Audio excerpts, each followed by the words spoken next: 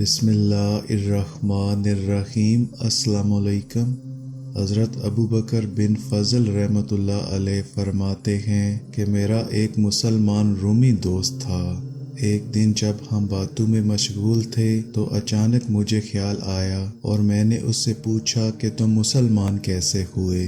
میرے یوں اچانک پوچھنے پر اس نے بھری اور گہری سوچوں میں سے نکلتے ہوئے بتایا، ایک دفعہ ہمارے ملک پر مسلمانوں کے لشکر نے حملہ کیا اور ہم نے بھی بھرپور طریقے سے اپنا دفاع کیا۔ اس جنگ کے دوران دونوں طرف کا نقصان ہوا، ہمارے کچھ لوگ قتل ہوئے اور کچھ ان کے شہید بھی ہوئے۔ میں نے بہادری دکھائی اور ہوشیاری سے اکیلے ہی 10 مسلمانوں کو قیدی بنا لیا۔ روم میں میرا بہت بڑا گھر تھا۔ میں نے فیصلہ کیا کہ میں ان سب قیدیوں کو اپنے ساتھ روم لے جاتا ہوں، لہٰذا میں ان کو روم لے گیا اور اپنے خادموں کے سپرد کر دیا۔ انہوں نے ان قیدیوں کو بیڑیوں میں جکڑ کر ہچروں پر سامان لادنے کے کام پر لگا دیا۔ یوں دن گزرتے گئے، میں اپنی زندگی میں مگن ہو گیا اور میرے خادم ان تمام قیدیوں سے کام لیتے رہے۔ پھر میری خوش نصیبی نے میری قسمت کے دروازے پر دستک دی۔ ایک دن میں نے ان قیدیوں پر مقرر ایک خادم کو دیکھا کہ اس نے ایک قیدی سے کچھ لیا اور اس کو نماز پڑھنے کے لیے چھوڑ دیا۔ مجھے یہ دیکھ کے غصہ آیا اور میں نے اس خادم کو پکڑ کر مارا اور پوچھا، بتاؤ تم نے قیدی سے کیا لیا ہے؟ تو اس نے ڈرتے ہوئے بتایا، یہ قیدی ہر نماز کے وقت نماز پڑھنے کے لیے مجھے 1 دینار دیتا ہے۔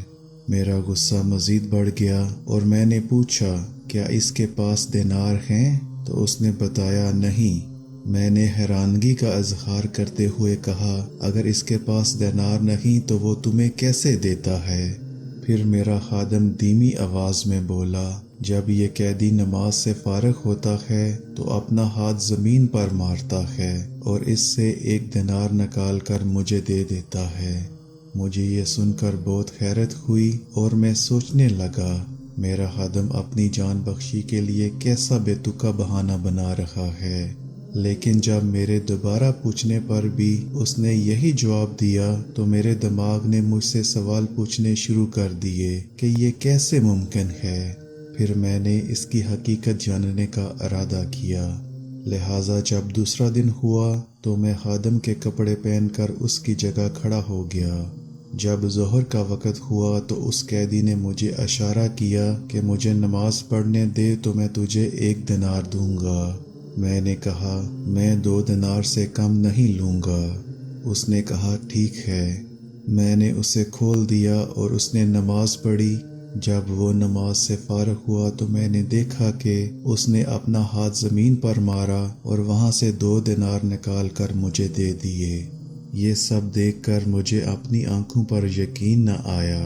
میں حیرت اور سوچوں کی اسی دلدل میں تھا کہ عصر کا وقت ہو گیا اور اس قیدی نے مجھے پہلے کی طرح اشارہ کیا۔ میں نے بھی اسے اشارہ کیا اور بتایا کہ میں اب 5 دینار سے کم نہیں لوں گا۔ اس نے مان لیا۔ اسی طرح پھر جب مغرب کا وقت ہوا تو حسب معمول اس قیدی نے مجھے اشارہ کیا تو میں نے کہا، میں 10 دینار سے کم نہیں لوں گا۔ اس نے میری بات مان لی اور جب نماز سے فارغ ہوا تو زمین سے 10 دینار نکال کر مجھے دے دیے۔ پھر جب عشاء کی نماز کا وقت ہوا تو حسب عادت اس نے مجھے اشارہ کیا۔ میں نے کہا، اس دفعہ میں 20 دینار سے کم نہیں لوں گا۔ پھر بھی اس قیدی نے میری بات تسلیم کر لی اور نماز سے فارغ ہو کر اس نے زمین سے دینار نکالے اور مجھے تھما کر کہنے لگا، جو مانگنا ہے مانگو، میرا رب عز و جل بہت غنی اور کریم ہے، میں اس سے جو مانگوں گا وہ عطا کرے گا۔ اس کا یہ معاملہ دیکھ کر مجھے بڑا دھچکا لگا اور مجھے یقین ہو گیا کہ یہ ولی اللہ ہے۔ مجھ پر اس کا رعب طاری ہو گیا۔ پھر میں نے اس کو زنجیروں سے آزاد کر دیا اور وہ رات میں نے بے قراری میں رو کر گزاری۔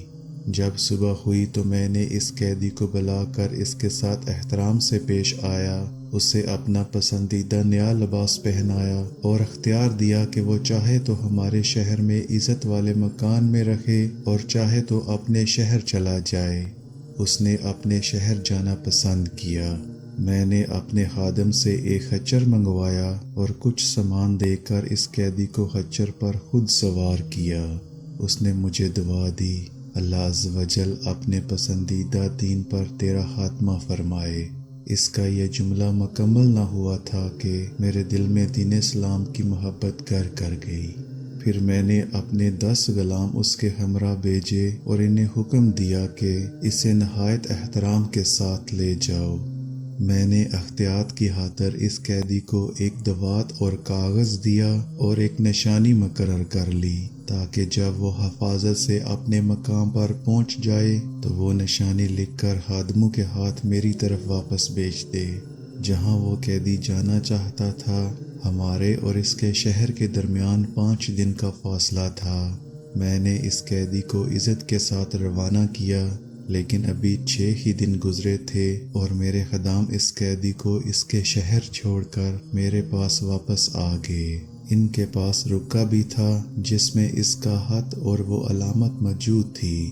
مجھے بہت حیرت ہوئی اور میں نے اپنے غلاموں سے پوچھا کہ 10 دنوں کا سفر تم لوگوں نے 6 دن میں کیسے مکمل کر لیا؟ تو انہوں نے بتایا کہ جب ہم اس قیدی کے ساتھ یہاں سے نکلے تو ہم کسی تھکاوٹ اور مشقت کے بغیر بس تھوڑی سی دیر میں وہاں پہنچ گئے، لیکن جب اس قیدی کو منزل پر پہنچا کر ہم نے واپسی کا سفر شروع کیا تو وہی سفر 5 دنوں میں طے ہوا۔